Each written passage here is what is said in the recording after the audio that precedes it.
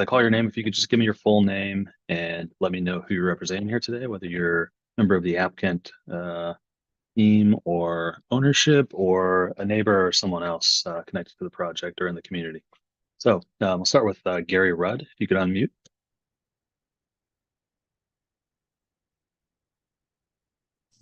Yep, Gary Rudd, Core Resources.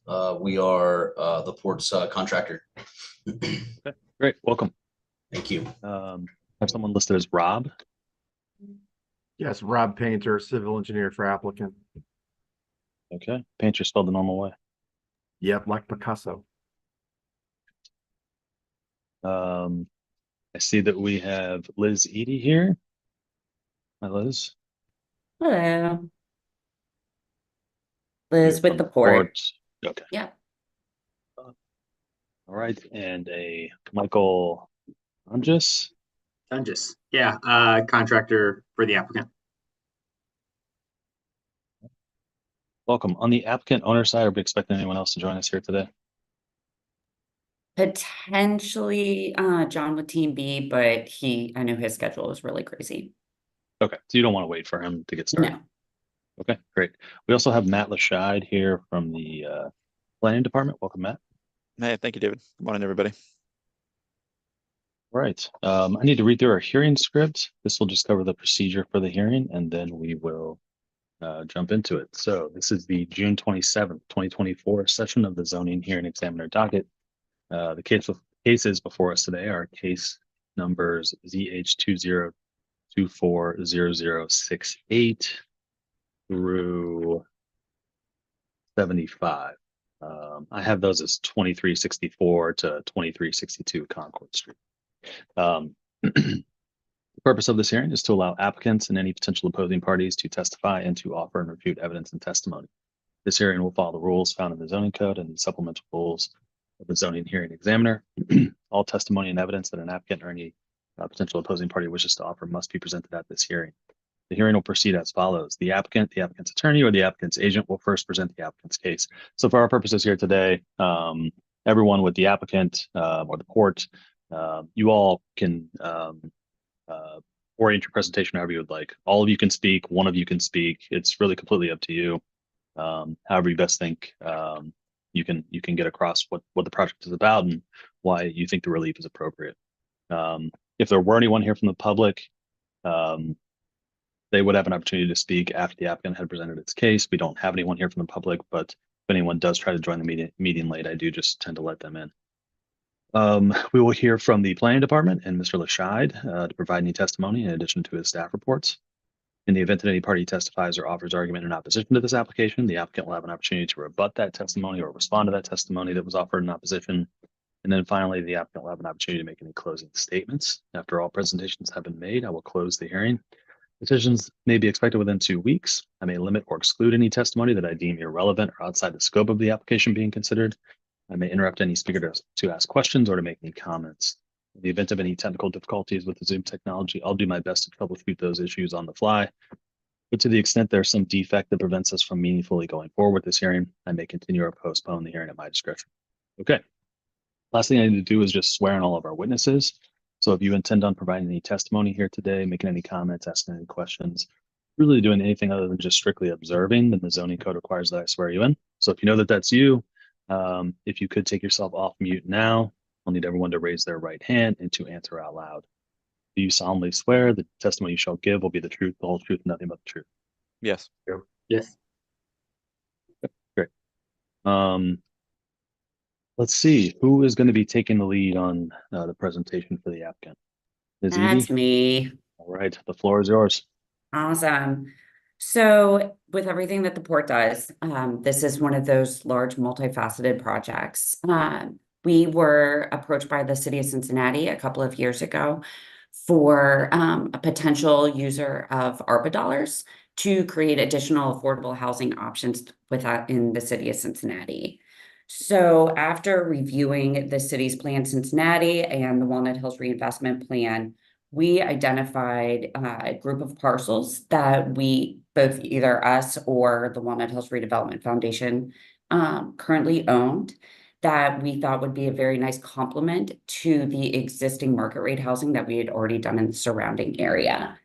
Those 8 parcels happen to be here on Concord, which is a street that has been long vacant. We actually had a hard time identifying parcels if there were structures ever on them. If they had a structure at some point, it'd been over 40 years prior.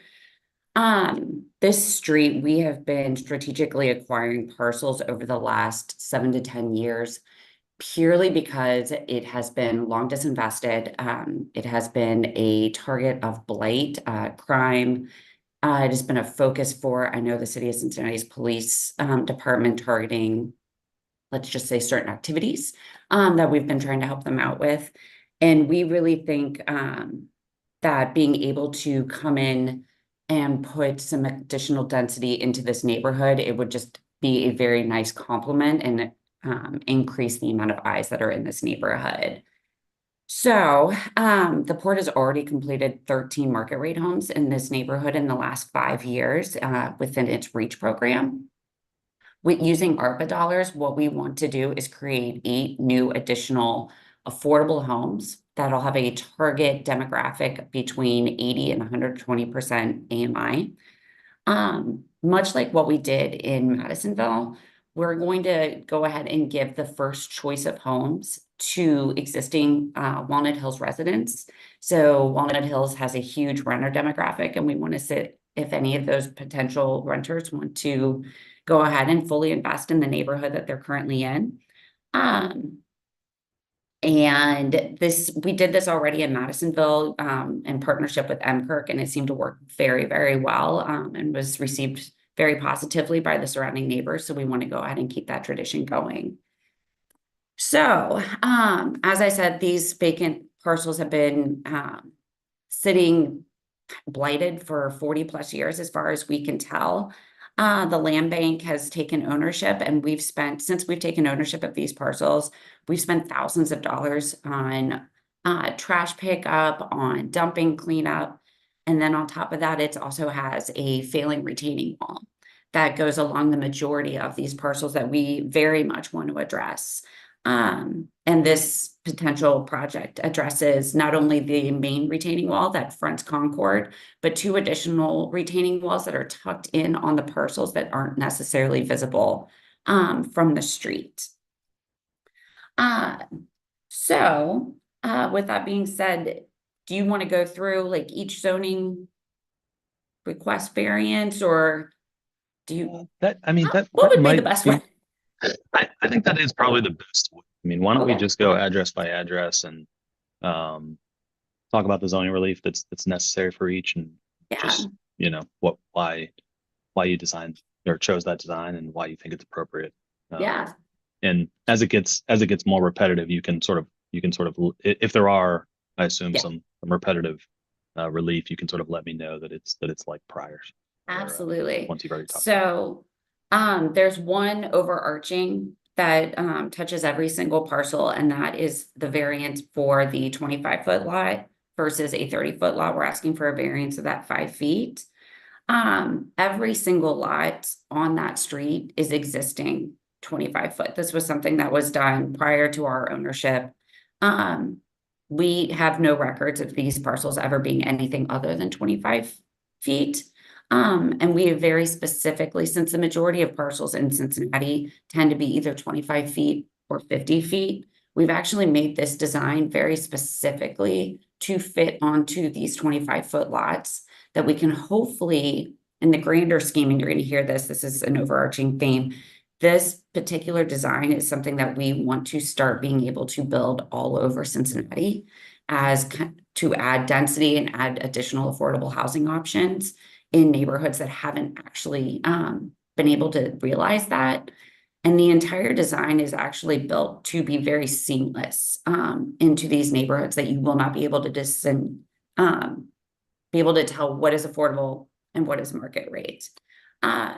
So we are asking for the variance of the 5 feet just because it's not going to harm. Every other lot on that street is also 25 feet. And we think it'll fit in well within the existing neighborhood. That is the main thing that is overarching on every lot. What is a little bit different on a lot by lot basis is the setback. And by a little different, we're talking by an inch. These lots, if you look at the cages overarching, these are built on either with a retaining wall on one side, or the topo is much more condensed in the front of the lot. So in order to capitalize on the flattest parts of those lots and actually to stay consistent with the additional houses that are on that street, we actually just push the houses back slightly to make sure that we could not only address the retaining wall and put in as much drainage as that we wanted to in the back of those, but to also make sure that we're staying consistent with the existing structures on that street. I'm sorry, I'm an allergy craziness right now. So. Yeah, it is no problem. Take your time. I get it. So that is something that it does vary by about 1/4 of an inch to a whole inch, depending on what lot you are looking at. But the theme is the same throughout the entire project. We only moved it back far enough that we stayed consistent with the existing structures and to make sure that we are capitalizing on as much of the flattest surface as possible. The next variance that is consistent through the entire project is the minimum depth of porch. Code calls for it to be 6 feet. Our proposed depth is a 5'4".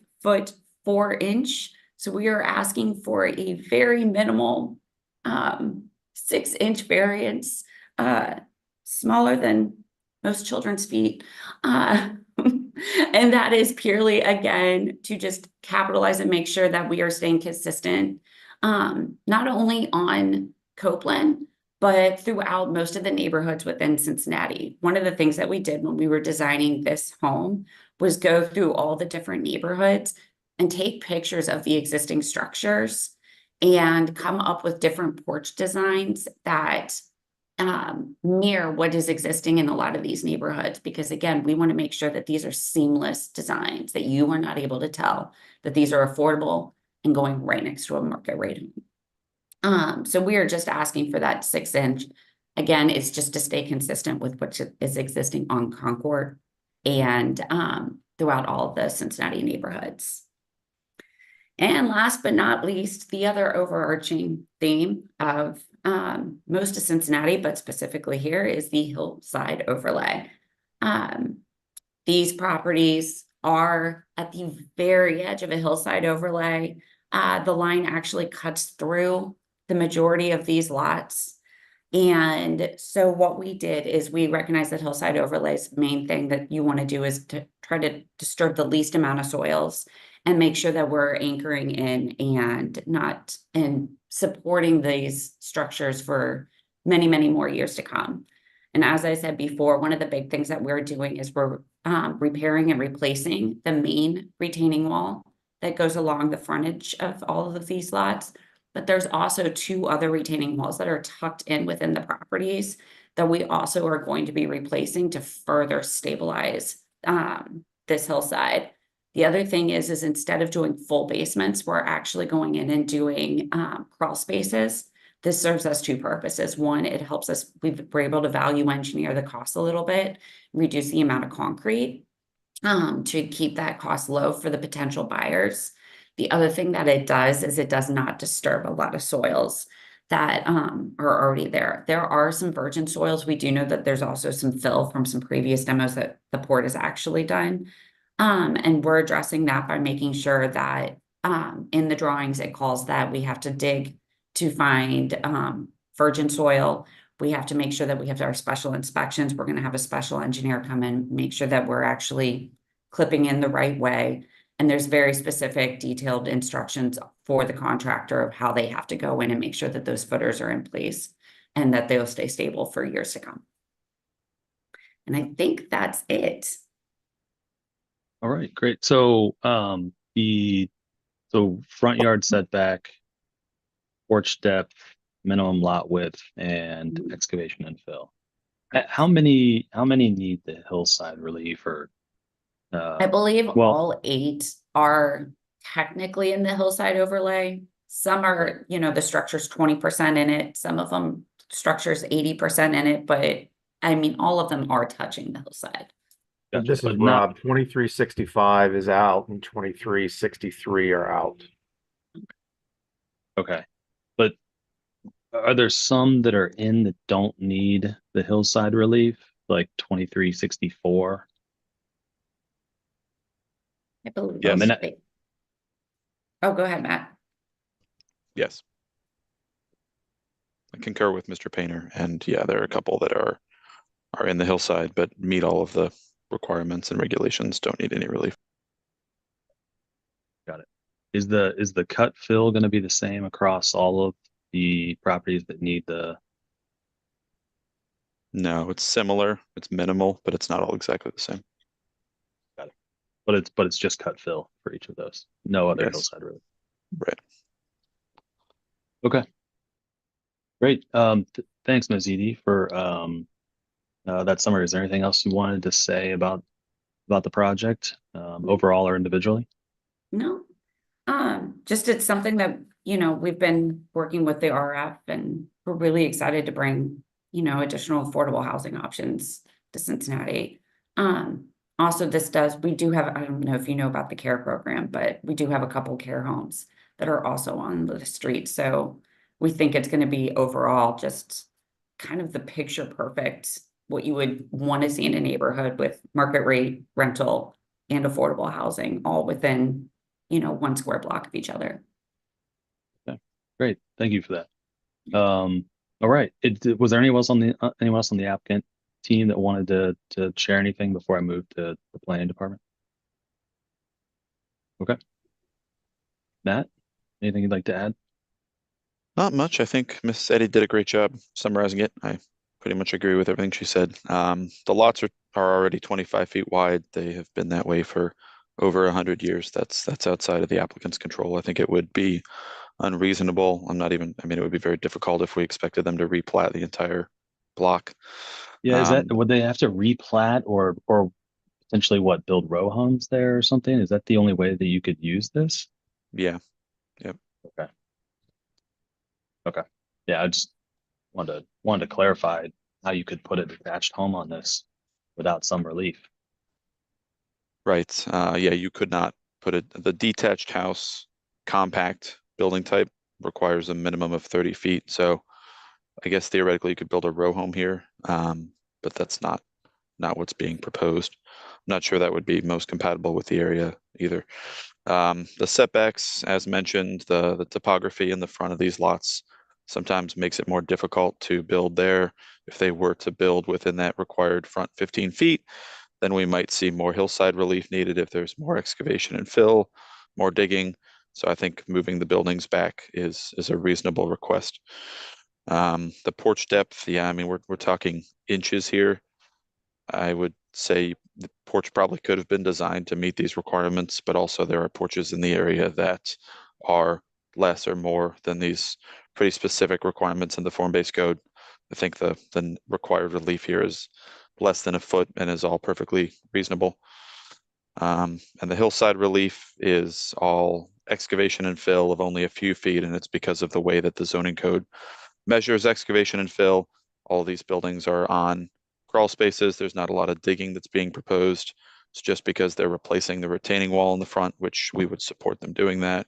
But we measure from the bottom of the wall to the highest point of fill. So with that, sometimes there's relief that's needed, but staff understands that and supports that. Only thing I want to add, I pulled the 1922 Sanborn fire insurance maps of this block and included it on all the staff reports on the 3rd page. I think it's worth pointing out that the applicant is restoring the neighborhood to its original condition. So even if sometimes the code requirements don't necessarily fit the project perfectly, what they're doing is just restoring the neighborhood to the way it originally was. Okay, great. Thanks, Matt. I don't think I have any other questions. Thanks for your work on the staff report and your testimony here today. Okay.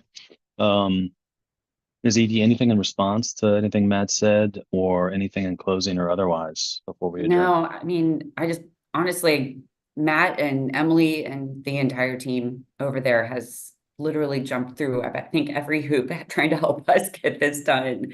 And I very much appreciate the fact that I know this is a special meeting time for you and Matt going out of his way to make this happen and kind of walk me through the entire process has been just huge. And I just want to make sure that kudos are given to that whole team. Thank you. Appreciate that. Awesome. Okay, well, let's leave it there then. I haven't had a chance to review the application materials and the staff report.